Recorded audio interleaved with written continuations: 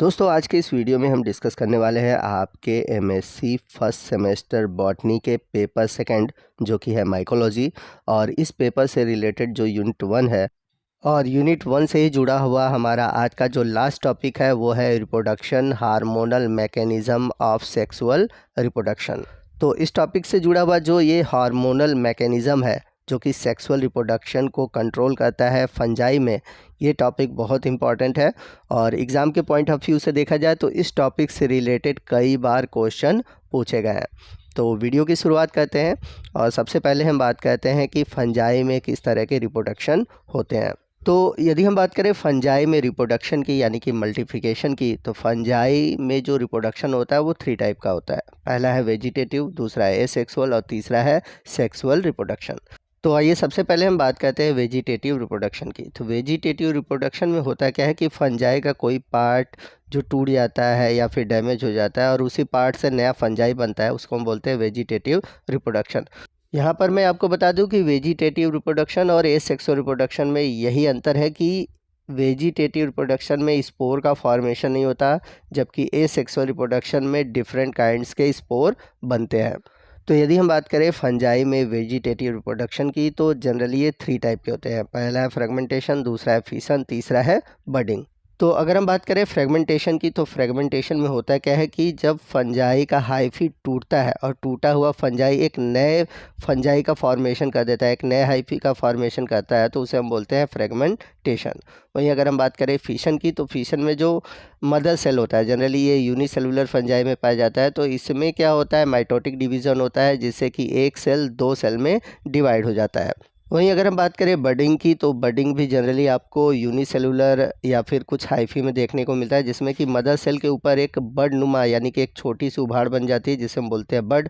और इसी बड से फॉर्मेशन होता है नए फंजाई का, इसलिए इस प्रोसेस को हम बोलते हैं बडिंग।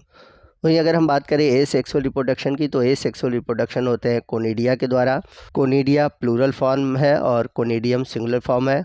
दूसरा तरीका है स्पोरेंजियो स्पोर और तीसरा है जू स्पोर। तो जो जू स्पोर होते हैं वो मोटाइल होते हैं क्योंकि इनमें फ्लैजेला पाई जाती है। यहाँ पर आपको बता दें कि कोनिडियम और स्पोरेंजियो स्पोर में ये अंतर है कि कोनिडियम जो होते हैं ये एक्सो स्पोर होते हैं, यानी कि ये बाहर की तरफ बनते हैं, जबकि जो स्पोरेंजियो स्पोर हैं ये इंडो स्पोर होते हैं। ये हमेशा अंदर कवर्ड होते हैं और बाद में ये फंजाई के वॉल को ब्रेक करते हैं और बाहर की ओर निकल आते हैं। तो यहाँ पर मैं आपको बता दूं कि मैंने एसेक्सुअल और वेजिटेटिव रिप्रोडक्शन को शॉर्ट में इसलिए डिस्कस किया हुआ है क्योंकि आपके सिलेबस के अकॉर्डिंग देखा जाए तो सेक्सुअल रिप्रोडक्शन ज़्यादा इंपॉर्टेंट है, खासकर हार्मोनल मैकेनिज़्म। तो इसके बारे में हम डिटेल से जानेंगे। यहाँ पर मैंने इन दोनों के बारे में शॉर्ट में इसलिए बता दिया क्योंकि आप सभी ने प्रीवियस क्लासेस में इसके बारे में पढ़ा हुआ है। और यदि आप चाहते हैं कि मैं इन पे डिटेल में वीडियो बनाऊं तो आप कमेंट करिएगा, मैं अलग से एसेक्सुअल और वेजिटेटिव रिप्रोडक्शन पर वीडियो बना दूंगा। आइए नेक्स्ट हम बात करते हैं सेक्सुअल रिप्रोडक्शन इन फंजाई। तो फंजाई में जो सेक्सुअल रिप्रोडक्शन होता है वो न्यूक्लियाई के फ्यूज़न या फिर सोमैटिक सेल के फ्यूज़न या फिर सोमैटिक हाइफी के फ्यूज़न के द्वारा होता है।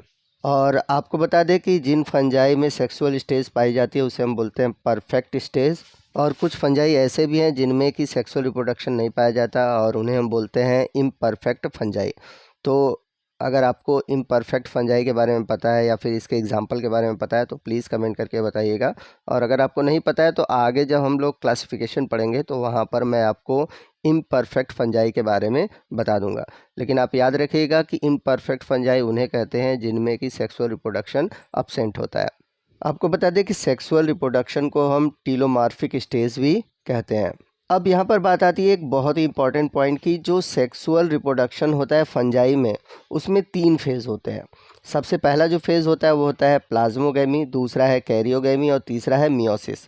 तो अगर हम बात करें प्लाज्मोगैमी की, तो प्लाज्मोगैमी का मतलब है जब 2 हाइफी या सेल के साइटोप्लाज्म आपस में फ्यूज़ होते हैं या प्रोटोप्लाज्म आपस में फ्यूज़ होते हैं तो उसे हम बोलते हैं प्लाज्मोगैमी, या फिर कह सकते हैं हेट्रोकैरियोटिक कंडीशन। क्योंकि इसमें क्या होता है, न्यूक्लियस फ्यूज़ नहीं होते, इस वजह से इसको कहते हैं हेट्रोकैरियोटिक कंडीशन। वही अगर हम बात करें कैरियोगेमी की, तो कैरियोगेमी में क्या होता है कि दो न्यूक्लियाई आपस में फ्यूज़ होते हैं, और इस तरह से होगा क्या कि डिप्लॉयड न्यूक्लियस का फॉर्मेशन होता है, या फिर कह सकते हैं जाइगोट का फॉर्मेशन होता है। थर्ड स्टेज है मियोसिस, जिसे हम रिडक्शनल डिवीज़न भी कहते हैं। और इस प्रोसेस में होता क्या है कि जो डिप्लॉयड क्रोमोसोम है वो हैप्लॉयड हो जाते हैं। कहने का मतलब ये है कि जो कैरियोगेमी से जाइगोट बना है, अब उस जाइगोट में मियोसिस होता है, जिससे कि 4 हैप्लॉयड सेल या फिर कह सकते हैं 4 हैप्लॉयड न्यूक्लियाई बनते हैं। आइए मैं इन तीनों को आपको फिगर के थ्रू समझाता हूँ। तो जैसा कि यहाँ पर इमेज में देख सकते हैं, दो अलग अलग सेल हैं, एक पॉजिटिव और निगेटिव दिखाया गया है। अब जब इन दोनों के साइटोप्लाज्म फ्यूज़ होते हैं, केवल साइटोप्लाज्म, न्यूक्लियस नहीं फ्यूज़ होते हैं, तो जब साइटोप्लाज्म फ्यूज़ होते हैं तो उसको हम बोलते हैं प्लाज्मोगेमी। और जब इन दोनों के न्यूक्लियस फ्यूज़ हो जाते हैं तो उसे हम बोलते हैं कैरियोगेमी। अब कैरियोगेमी के द्वारा जो डिप्लॉयड सेल बना है उसमें मियोसिस होता है, तो उससे 4 अलग अलग हैप्लॉयड सेल या हैप्लॉयड न्यूक्लियाई बन जाते हैं। और जैसा कि मैंने पीछे आपको बताया कि प्लाज्मोगेमी को हम हेट्रोकैरियोटिक कंडीशन भी कहते हैं। आइए नेक्स्ट हम बात करते हैं कि फंजाई में किस तरह के या किस प्रकार के सेक्सुअल रिप्रोडक्शन पाए जाते हैं। पहला है प्लानोगैमेटिक कॉपुलेशन, दूसरा है गैमेटेंजियल कॉन्टैक्ट, तीसरा है गैमेटेंजियल कॉपुलेशन, चौथा है स्पर्मेटाइजेशन और पांचवा है सोमैटोगेमी। तो आइए सबसे पहले हम बात करते हैं प्लानोगैमेटिक कॉपुलेशन की, या इसे हम बोलते हैं gametogamy. This involves the union of 2 naked gamete, one और both of which are motile. तो इसमें क्या होता है कि 2 नेकेड गैमिट्स जो होते हैं वो फ्यूज़ होते हैं, और इन गैमिट्स में से कोई एक या दोनों ही मोटाइल हो सकते हैं। अब ये 3 टाइप का होता है, यानी कि प्लानोगैमेटिक कॉपुलेशन 3 टाइप के होते हैं। पहले है आइसोगेमी। तो आइसोगेमी में क्या होता है कि आइसो का मतलब क्या होता है, सेम, यानी कि दोनों ही गैमिट एक ही जैसे होते हैं, दोनों ही मोटाइल होते हैं, और रीज़न ये है कि दोनों में ही फ्लैजेला पाई जाती है। तो अगर हम एग्जाम्पल की बात करें तो एग्जाम्पल के रूप में है प्लाज्मोडियोफोरा ब्रेसिकी। अगला है एनाइसोगेमी। तो एनाइसोगेमी में होता क्या है कि दोनों ही गैमिट मोटाइल होते हैं, लेकिन दोनों एक जैसे नहीं होते, यानी कि एक बड़ा होता है तो एक छोटा होता है, लेकिन दोनों ही मोटाइल होते हैं क्योंकि इन दोनों में ही फ्लैजेला पाई जाती है। तीसरा है हेट्रोगेमी। हेट्रोगेमी क्या होता है, इसमें क्या होता है कि एक मोटाइल होता है और दूसरा नॉन मोटाइल होता है। तो एक मोटाइल जो होता है उसके पास फ्लैजेला होती है, और जो दूसरा नॉन मोटाइल होता है उसके पास फ्लैजेला नहीं होती। चलते हैं सेकंड टाइप के सेक्सुअल रिप्रोडक्शन की ओर, जो कि है गैमेटेंजियल कॉन्टैक्ट। तो गैमेटेंजियल कॉन्टैक्ट में क्या होता है कि एक मेल और फीमेल गैमेटेंजिया आपस में कॉन्टैक्ट करते हैं, और इनके बीच की जो वॉल होती है वो गल जाती है, और जो मेल गैमेटेंजिया होती है उस मेल गैमेटेंजिया से न्यूक्लियस निकलकर वो चला जाता है फीमेल गैमेटेंजिया के अंदर। और इसमें क्या होता है कि मेल जब फीमेल के अंदर जाता है तो उनके बीच एक ट्यूब होती है जिसे हम बोलते हैं फर्टिलाइजेशन ट्यूब, और इसी फर्टिलाइजेशन ट्यूब के थ्रू जो मेल गैमिट है उसका न्यूक्लियस फीमेल के अंदर जाता है। और आपको बता दें कि इसमें जो गैमेटेंजिया होती है अपनी आइडेंटिटी नहीं खोती, यानी कि मेल और फीमेल एक जैसे बने रहते हैं, और इस तरह का जो रिप्रोडक्शन है आपको पाइथियम में देखने को मिलता है। आपको बता दें कि इसमें जो मेल गैमेटेंजिया होता है उसको हम बोलते हैं एंथ्रीडियम, और फीमेल गैमेटेंजिया को बोलते हैं ऊगोनियम। चलते हैं तीसरे टाइप के रिप्रोडक्शन की ओर, जो कि है गैमेटेंजियल कॉपुलेशन। तो इसमें क्या होता है कि पूरी ही गैमेटेंजिया आपस में फ्यूज़ हो जाती है, यानी कि जैसा पीछे हमने देखा था कॉन्टैक्ट में केवल मेल क्या करता है, फीमेल के अंदर जाता है। इसमें ऐसा नहीं होता, इसमें दोनों ही आपस में क्या होते हैं, इनके बीच की दीवार गल जाती है और दोनों के ही न्यूक्लियस आपस में एक दूसरे से माइग्रेट हो जाते हैं, और एक सिंगल गैमेटेंजिया का फॉर्मेशन हो जाता है। कहने का मतलब ये है कि दोनों गैमेटेंजिया जब फ्यूज़ होते हैं तो एक सिंगल यूनिट बनता है, और इसमें क्या होता है कि जो गैमेटेंजिया होती है अपनी आइडेंटिटी खो देती है, और चूँकि दोनों के प्रोटोप्लाज्म और न्यूक्लियस फ्यूज़ होते हैं तो यहाँ पर साइज़ बढ़ जाती है। जैसा कि यहाँ पे आप फिगर में देख सकते हैं, एक पॉजिटिव हाइफी है, एक निगेटिव हाइफी है, यानी कि एक मेल और फीमेल की तरह बिहेव कर रहा है। अब जब ये दोनों फ्यूज़ हो रहे हैं तो इनके बीच की दीवार गल जा रही है, और दोनों के न्यूक्लियस और साइटोप्लाज्म फ्यूज़ हो जाते हैं, और जब फ्यूज़न हो जाता है तो इसके बाद बनता है लास्ट में जाइगोट के रूप में बनता है जाइगो स्पोर। आइए चलते हैं फंजाई में थर्ड टाइप के सेक्सुअल रिप्रोडक्शन की ओर, जो कि है स्पर्मेटाइजेशन, या इसी को हम बोलते हैं स्पर्मेटोगैमी। तो इस तरह का सेक्सुअल रिप्रोडक्शन कुछ एस्कोमाइसिटीज़ में पाया जाता है जैसे कि न्यूरोस्पोरा, कुछ बेसिडियोमाइसिटीज़ में पाया जाता है जैसे कि पक्सिनिया गैमिनी टिट्रिकी। तो इनमें क्या होता है कि छोटे यूनिन्यूक्लिएट मेल गैमिट बनते हैं जिसे हम बोलते हैं स्पर्मेटिया। और ये जो स्पर्मेटिया हैं ये प्रोड्यूस होते हैं हाइफी पर जिसे हम बोलते हैं स्पर्मेटियोफोर। और जो फीमेल हाइफी होती है उसको हम बोलते हैं रिसेप्टिव हाइफी, क्योंकि ये जो स्पर्मेटिया बना है उसको रिसीव करती है।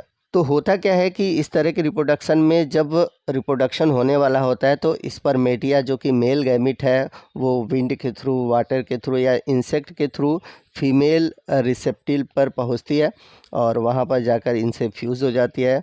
और इस तरह का जो फ्यूज़न है ये कहलाता है स्पर्मेटाइजेशन। तो यहाँ पर फिगर में आप देख सकते हैं कि जो स्पर्मेटिया होता है वो मेल गैमिट होता है और ये प्रोड्यूस कहाँ होता है, स्पर्मेटियोफोर पर।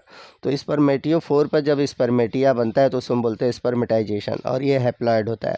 और जो फीमेल होती है उसके ऊपर होता है रिसेप्टिव हाइफी और इसी रिसेप्टिव हाइफी पर पहुँचता है स्पर्मेटिया और फ्यूज़न होता है यानी कि सेक्सुअल रिप्रोडक्शन होता है। चलते हैं फिफ्थ टाइप के सेक्सुअल रिप्रोडक्शन की जो कि है सोमैटोगेमी। तो इसमें क्या होता है कि बहुत सारे जो हायर फंजाई होते हैं उनमें सेक्स ऑर्गन प्रोड्यूस नहीं होते और उनमें पाया जाता है सोमैटोगेमी। तो इसमें होता क्या है कि जो सोमैटिक हाइफी होते हैं, दो सोमैटिक हाइफी या कह सकते हैं दो सोमैटिक सेल जो कि अपोजिट स्ट्रैंड के होते हैं वो आपस में फ्यूज़ करते हैं और फ्यूज़ करके फॉर्मेशन करते हैं सेक्सुअल स्पोर का। जैसे कि अगर एस्कोमाइसिटीज़ में आप देखेंगे तो कुछ इस तरह का सोमैटोगेमी देखने को मिलता है। फॉर एग्जांपल अगर हम बात करें एगेरिकस कंपेस्ट्रिस। अब यहाँ पर बात आई है सेक्सुअल स्पोर की। तो फंजाई में अलग अलग तरह के सेक्सुअल स्पोर देखने को मिलते हैं जैसे कि ओ स्पोर, जाइगोस्पोर, एस्कोस्पोर, बेसिडियोस्पोर। तो ये सभी स्पोर क्या हैं और ये सभी स्पोर किन क्लासेस में बनते हैं इनके बारे में जब मैं आपको क्लासिफिकेशन पढ़ाऊँगा तो वहाँ पर हम डिटेल से जानेंगे। तो दोस्तों इसी के साथ रिप्रोडक्शन इन फंजाई ख़त्म होता है। बचा हुआ एक टॉपिक है इस टॉपिक से रिलेटेड जो कि है सेक्सुअल रिप्रोडक्शन को हार्मोन्स के थ्रू कैसे कंट्रोल किया जाता है। इस टॉपिक को हम अगले वीडियो में डिस्कस करेंगे। तो आपको आज का ये वीडियो कैसा लगा कमेंट करके ज़रूर बताइएगा। वीडियो अच्छा लगा हो तो प्लीज़ वीडियो को लाइक करिएगा, अपने दोस्तों में शेयर कीजिएगा। तो मिलते हैं अगले वीडियो में अगले टॉपिक के साथ। तब तक के लिए जय हिंद, जय भारत।